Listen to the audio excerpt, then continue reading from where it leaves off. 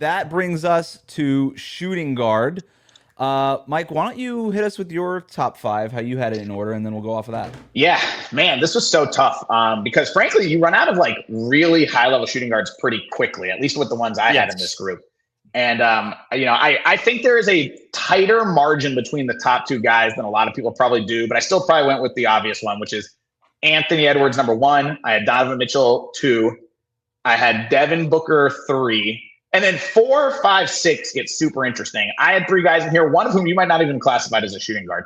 But I had 4. I had Stephen Castle, 5 Desmond Bane, 6 Austin Reeves.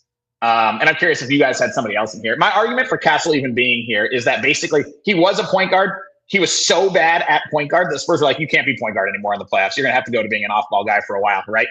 And so maybe he can become a point guard, but on this team with so many ball handlers, I think like he ended up playing more shooting guard when it came down to it. So I'm going to include him there. I really like the growth we saw from him last year, from his rookie to his second year. The 3-pointer was better than I think people realized. And there's like proof of concept there that I like. So I have him at number 4. And then 5 and 6 was Bane versus Reeves. Kind of slightly different guys. Like Reeves, is a little bit better with the ball in his hands. He's a little bit better of a playmaker, better foul drawer, etc. Bane, I like his shooting. I think it's rock solid. I think he's enough of a defender and such a good shooter that he kind of fits anywhere. Whereas Reeves, you have to be a little bit more careful about who's around him. So I ended up with Bane at 5, but like I'm not really going to seriously push back if people have Reeves at 4 and Bane at 5 and Castle off the board entirely. This was hard. Mo, is there any names that we're not including here? Any thoughts on Mike's list? Yeah, the last 3 he just named. Last 3 he just named. None of them were on my list. Well, who did you have then? Who did you pick? I'm with him. Ant's number 1 with like there's no conversation in my opinion. I agree. Anthony Edwards number 1 at shooting guard. I had Mitchell at 2, which is the same as Mike. Now this next guy might not be a shooting guard. We might you guys might have him in other positions, but I am betting on Tatum coming back. And I have him kind of more, to me, he's more of a shooting guard.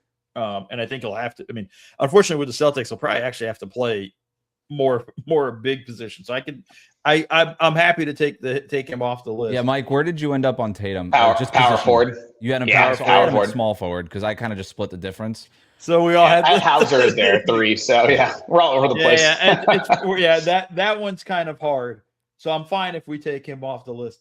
I had Jalen Williams from OKC. I have him as a small forward. I have him as a small forward as well. Because it's going to be Shea and Casey Wallace probably as the 1-2, and then they have Chet and Isaiah, so that kind of forces him to a small forward. I think for me, it's always like this is why I have a problem with like the way nowadays point guard, shooting guard, small forward. It's like it's point guard, 2 wings, 2 bigs, so it's kind of in that way. But that's where I had him, and then I had Devin Booker at 5.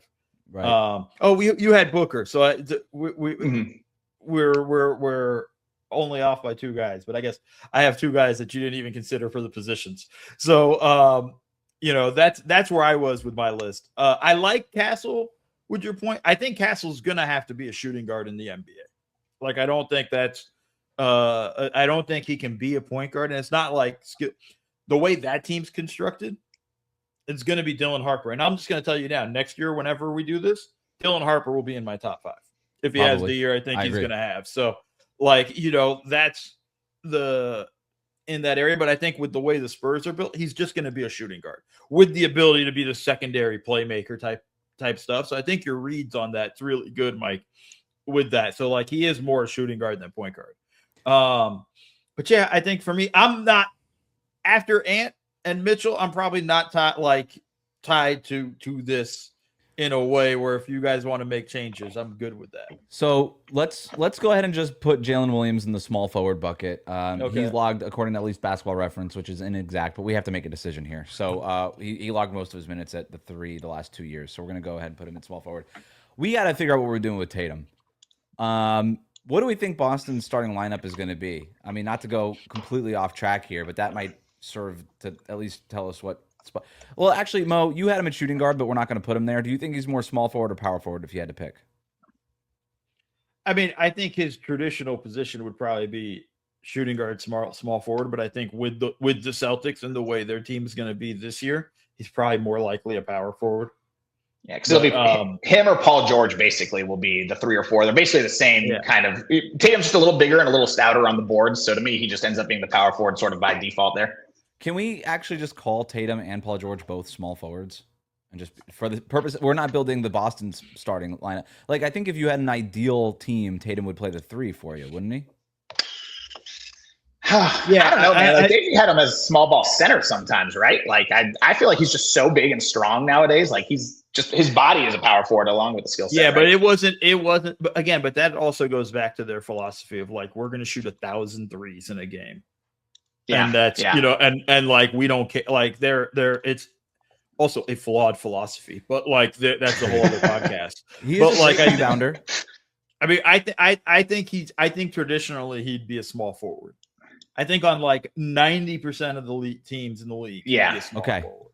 All right. I like it because power forward is really strong and small forward is really weak as a class. So I like moving them there. That makes it easier for me. So we're going to move Tatum to the 3. Jalen Williams is the 3. So we got both of those guys are falling into the small forward bucket. I'm sure we'll talk about them more in a second. That brings us back to shooting guard. I think we all agree Edwards, Mitchell, Booker in that order, 1 through 3. Mike, I had the same guys. I was kind of toggling between the same 3 guys that you were playing with, Reeves, Castle, and Bane. I didn't really consider Bane that much because I do value the fact that Reeves and Castle can do a little bit more with the ball in their hands. I just think that's such an important trait at that 2-guard spot. So I went with I was kind of going between those 2 guys. It's funny enough, we had such disagreements on like guys like Tatum and Jalen Williams. We all agreed that Stephon Castle is a shooting guard. Like we were all we were all right there. Right. I had Reeves 4, I had Castle 5, but I can be talked into swapping those very easily. I mean it's a good. So Reeves 4, I think, is fine, and I probably should have had him on my list. Yeah, but you had a bunch of power forwards at your shooting guard list, so don't be a smart ass, Mumbles. I think more importantly, I think Reeves at there when we get to Castle or Bane. I mean, you probably go Castle. But I do disagree a little bit with you on what Bane can do a lot more with the ball in his hands than I think he gets credit for. Fair enough. I just think Orlando. I think Orlando just yeah. I think Orlando is just fucking like their offense last year was just so putrid in terms of creativity that they put him in bad spots. Yeah, I had Bane 5, but I'm not like over Reeves, but I don't feel that strongly about it either way. All right, so we're going Edwards, Mitchell, Booker, Reeves, Castle. Yeah. Mike, you want to debate it a little bit? No, I don't. Like I said, it's like how much do you value transferability and just insta fit versus like individual creation? You know what I'm saying? And like Bane's well-rounded enough that he can basically fill whatever role you need him to on any team. Reeves kind of needs to be a guy like he doesn't need to have the ball necessarily, but you do have to protect him defensively a little bit. Like there are teams that he wouldn't fit as snugly on. That's where I get hung up on a little bit. But I think putting Reeves on 5 is fine. I'm not going to push back on that. I'm a little surprised none of us had Jamal Murray on there. I have him as a point guard and just missing the cut. Yeah. Yeah.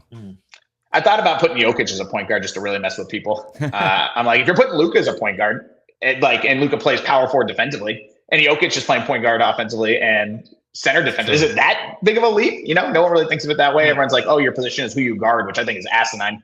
But so I thought about playing with that just for fun, but maybe that was a bridge too far.